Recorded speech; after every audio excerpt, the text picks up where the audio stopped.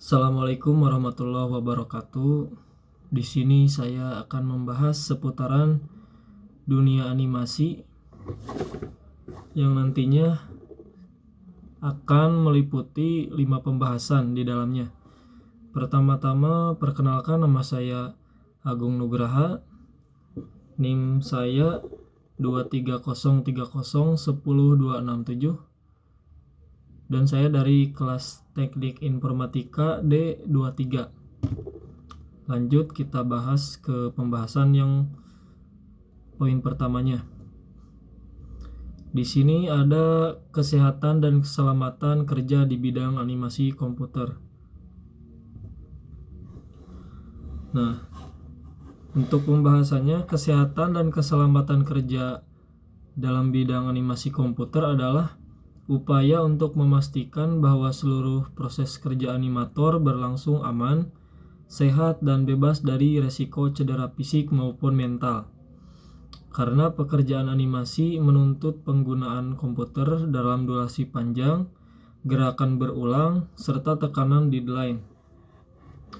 Maka ketiga sangat diperlukan untuk menjaga kondisi tubuh, mata, dan kesehatan agar mental produktivitas tetap optimal serta mengurangi resiko jangka panjang. Nah, di sini ada dampak jika seseorang animator itu tidak menerapkan K3. Yang pertama ada cedera fisik atau MSD. Postur buruk dan gerakan berulang menyebabkan nyeri leher, punggung, dan pergelangan tangan. Maksudnya jika seseorang animator ketika sedang mengedit tetapi posisi duduknya tidak sesuai dengan K3 tersebut, maka akan mengakibatkan nyeri leher, punggung, dan pergelangan tangan, mudah kelelahan. Yang kedua ada kelelahan mata. Menatap layar lama membuat mata tegang, kering, dan sakit kepala. Nah, makanya seorang animator itu sebisa mungkin jangan terlalu lama saat menatap layar komputer. Diusahakan untuk dibarengi dengan istirahat yang cukup agar tidak membuat sakit kepala ataupun yang lainnya. Yang ketiga ada stres dan burnout. Deadline ketat tanpa istirahat memicu kelelahan mental dan hilangnya motivasi. Nah, makanya diseharuskan untuk istirahat yang cukup meskipun deadline-nya sangat ketat agar nantinya untuk hasil animasinya agar bagus. Nah, selanjutnya ada produktivitas menurun. Animator menjadi lebih lambat, sering salah, dan hasil animasi kurang maksimal. Lalu ada kecelakaan kerja. Kabel semrawut atau perangkat panas dapat menyebabkan tersandung atau korsleting. Nah, makanya dalam meng-setup komputer itu harus memakai SOP K3 agar terhindar dari hal-hal yang tidak diinginkan seperti kabel semrawut dan perangkat panas yang nantinya akan mengakibatkan tersandung atau korsleting. Dan yang terakhir ada kerugian waktu dan biaya. Cedera atau stres membuat proyek terhambat dan meningkatkan biaya perbaikan atau perawatan. Nah, untuk pembahasan yang kedua ada produksi animasi. Nah, di sini saya terangkan pengertian dari produksi animasi itu apa. Produksi animasi adalah serangkaian proses untuk menciptakan gambar bergerak yang tersusun dari rangkaian gambar atau frame yang ditampilkan secara berurutan sehingga terlihat hidup. Pembuatan proses ini melibatkan perencanaan, pembuatan konsep, desain karakter, pembuatan adegan, animasi, editing, hingga distribusi. Tujuannya adalah untuk menghasilkan karya animasi yang konsisten, berkualitas, dan sesuai dengan visi cerita. Nah, lalu ada alur dari produksi animasi. Produksi animasi terdiri dari 3 tahapan utama, yaitu pre-production. Pre-production itu di dalamnya mencakup pengembangan ide, penulisan naskah, desain karakter, storyboard, konsep art, lalu ada pembuatan animatik, perencanaan teknis, dan penyusunan pipeline produksi. Nah, untuk yang kedua ada tahapan production. Di dalamnya mencakup pembuatan aset, modeling atau rigging, animasi karakter, lalu ada layout scene, di bagian texturing, lighting, simulasi efek atau FX, hingga rendering. Pada tahap ini konten visual utama akan dibuat menyesuaikan dengan apa yang akan dibuat nantinya. Lalu yang ketiga ada post production. Ini di dalamnya mencakup compositing, editing final, sound design, color grading atau memberikan gambar, lalu ada penambahan efek akhir yang nantinya akan membuat si editing itu lebih bagus, dan penyusunan output final seperti film, iklan, atau materi digital lainnya. Lalu untuk pembahasan yang ketiga ada perkembangan animasi di dunia. Nah, perkembangan animasi di dunia ini dimulai dari penemuan alat-alat sederhana yang menciptakan ilusi gerak pada abad ke-19. Ketika teknologi itu muncul, animasi mulai dibuat dengan frame demi frame. Pada abad ke-20, industri animasi mengalami masa keemasan dengan hadirnya animasi tradisional, karakter ikonik, serta penggunaan warna dan suara. Lalu memasuki era komputer, animasi berevolusi menjadi CGI atau 3D, yang kemudian berkembang menjadi animasi modern dengan efek realistis dan teknik digital. Saat ini, animasi telah mencapai tingkat kemajuan yang sangat pesat berkat teknologi real time, motion capture, hybrid 2D sampai 3D, lalu ada virtual production, hingga penggunaan kecerdasan buatan atau AI. Nah, di sini ada perkembangan animasi dari awal tahun ditemukan hingga saat ini. Di tahun 1900-an ada metode taumatrope.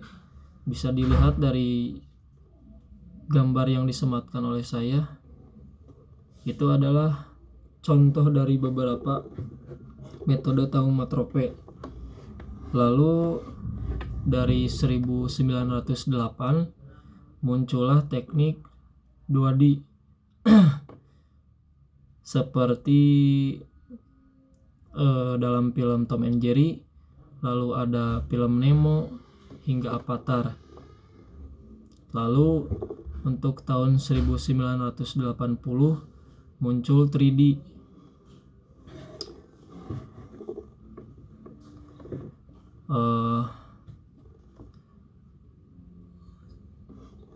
Contoh gambarnya adalah dalam film Toy Story, lalu ada film Larva, masih banyak lagi yang lainnya. Lalu untuk tahun 2000-an sampai saat ini ada CGI. Contohnya ada dalam film Spider-Man, lalu ada film Avengers, lalu masih banyak lagi yang lainnya. Lalu untuk pembahasan yang keempat ada teknik pembuatan animasi. Apa itu pembuatan animasi? Pembuatan animasi adalah proses menciptakan ilusi gerak dari serangkaian gambar, objek, atau model yang diatur dan ditampilkan secara berurutan. Pada dasarnya, animasi bekerja dengan membuat perubahan kecil pada setiap gambar atau frame, sehingga ketika ditayangkan akan cepat, gambar tersebut terlihat hidup dan bergerak. Lalu ada teknik dalam pembuatan animasi. Di dalamnya ada 4 teknik. Yang pertama ada animasi 2D tradisional. Ini adalah teknik klasik di mana animator menggambar setiap gerakan secara manual, frame by frame. Setiap gambar sedikit berbeda dari sebelumnya sehingga menciptakan ilusi gerak. Teknik ini menghasilkan karakter yang sangat ekspresif, namun memerlukan waktu dan tenaga besar karena jumlah frame yang harus digambar sangat banyak. Lalu yang kedua ada stop motion animation. Teknik ini menggunakan objek nyata seperti boneka, tanah liat, atau potongan kertas. Objek dipindahkan sedikit demi sedikit, lalu setiap posisi dipoto. Ketika foto-foto itu diputar cepat, objek tampak bergerak. Stop motion memberikan tampilan yang unik dan tekstur nyata, tetapi membutuhkan ketelitian tinggi karena kesalahan kecil dapat merusak satu adegan.